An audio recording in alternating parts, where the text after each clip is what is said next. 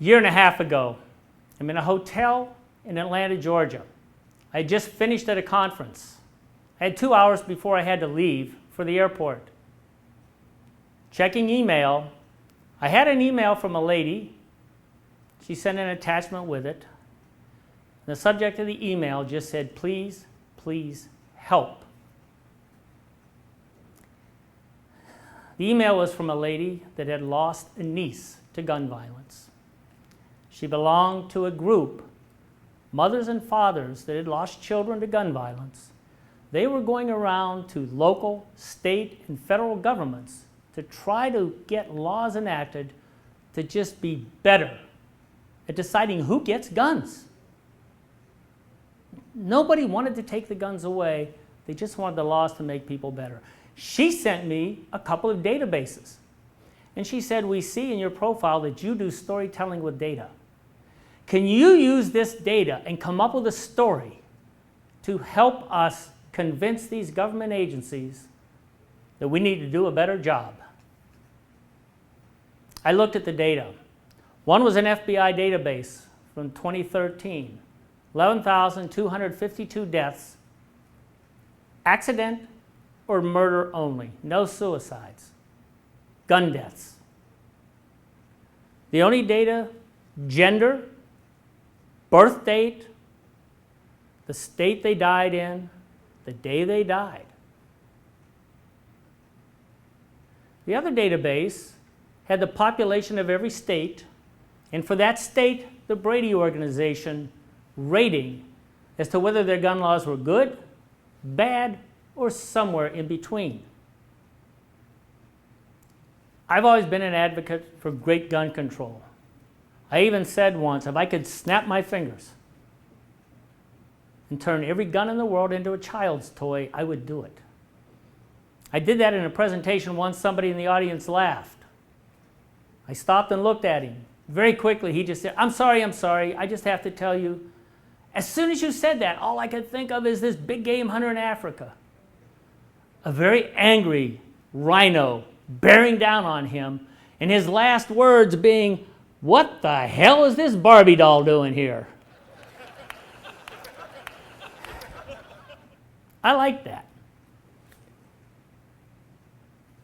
I took the data. I said, I'm going to try to help these people. So I looked at the data by gender. Almost 6 times as many males are killed by gun than females. 6 times. What is it in our society that makes the man so much more susceptible to that bullet? I looked at it by age. Over 1/3 of the deaths were in their 20s. Half of the deaths were that age or younger. What is it in our society that makes our children, our grandchildren, so much more susceptible to death by bullet? I had the date of death, so I looked at it by day of the month. Pretty even, 1 to 31. I looked at it by day of the week. Pretty even, all the way through. Monday, Tuesday, Wednesday, Thursday, Friday, Saturday, Sunday. Pretty close to the same. Nothing statistically different. I looked at it by month of the year, all 12 months. Nothing different. And I thought, well, there's nothing significant in the dates. And then I thought, is that significant? Is the fact that there's no pattern in the dates, is that telling us the problem is so pervasive in our society, it's here all the time?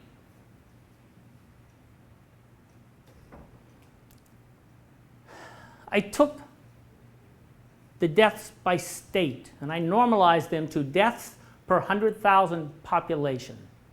I did a little bar chart that says here's the worst state, the most deaths per 100,000 population, and sorted that from the most to the least. And then I colored each one of those bars red, yellow, or green based on the Brady organization rating of their gun laws. I had 10, the worst 10 states on my screen initially. 7 of the 10 had failed gun laws. Maybe gun laws do work. I scrolled to the bottom very quickly, and what did I find? The 10 best, the 10 fewest deaths per population, the 10 states that had the fewest. 7 of the 10 failed gun laws. Maybe laws don't work. I don't know. But right at that point, I'm failing this mother. So the software I was using let me just pick a couple of fields and say, show me the results. So I said, show me the results. Just give me the deaths, give me the total population of the country. Bang. All of a sudden, I'm sitting there with a big blue circle in front of me. What did I do wrong? I just have a blue circle. And then I realized there was this hair-thin line coming from the noon position down to the middle of the chart. That was the number of deaths. The big blue circle, that was the population of the country. 1 in 28,000. Statistically insignificant. 1 accidental death of a child is 1 too many. 1 murder, 1 too many. But in the grand scheme of things, 28,000 deaths in a year for our size country statistically is insignificant. So I went out and looked for some additional data. I thought, well, a lot more people than that are dying. What do they die of? So I grabbed a CDC database that says, in your lifetime, there is a 100% chance of you dying. There's also a certain percent chance of you dying from cancer, from heart disease, from diabetes, from falls, from accidental poisoning, from influenza. So I plotted those out against your chance of dying by gun death. And I found that from the top 6 causes of death, you are 350 times more likely to die from them than you are from a bullet. And that's when I had a change in perspective. I only have so many hours in the day, the same 24 that each of you has. I only have so many resources at my disposal. I decided I can spend my time flailing at windmills, fighting the gun lobbies, fighting the NRA, and trying to beat back the gun nuts.